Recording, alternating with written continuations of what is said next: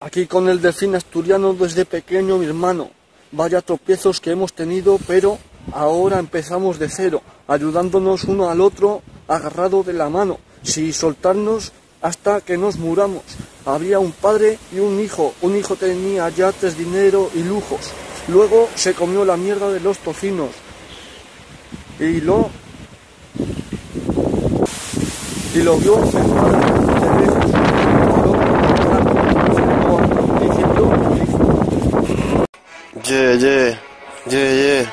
Delfín asturiano, hermano, tu jefe ídolo.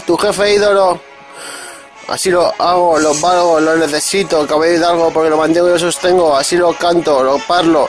¿Qué pasa, coy? Encima en castellano. Soy el puto jefe, no me que trefete en fe, eje, que me te crees y que te mereces. Las metas arriba mis heces, paso de tus gilipolleces, mira soy dramáticamente bueno, soy mejor que una estrella llena de veneno. Así lo hago, soy el mago como Narciso, así de preciso aviso. Si veis mi huella buena paraíso es porque estuve ahí ayer, el programa me echó. Ya lo hago así yo, como no, simplemente soy fantástico. La gente por ahí grita, ¿qué cos? Me hacían llamar el príncipe gitano, el puto amo, sangre azul y sangre fría. ¿Qué pasa, coy? No recuerdo lo que era el amor, madre mía. Así lo hago como el mago, simplemente lo valgo, caballero, hago por eso, salvo y lo mantengo. En los autos de choques, ven aquí, no te empales.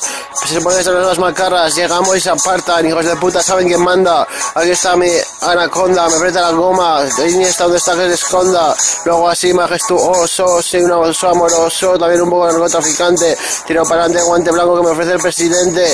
Miraco, del pecho me cuelgan mis jalones, me dan hasta los pantalones. Hijos de puta, no tenéis actitud de lírica, nociva esta chica empírica. Miraco, si vienes aquí es que te picas. Ven aquí que te moriré tiritas en el alba, pues tiritas a mí, no, sin yo.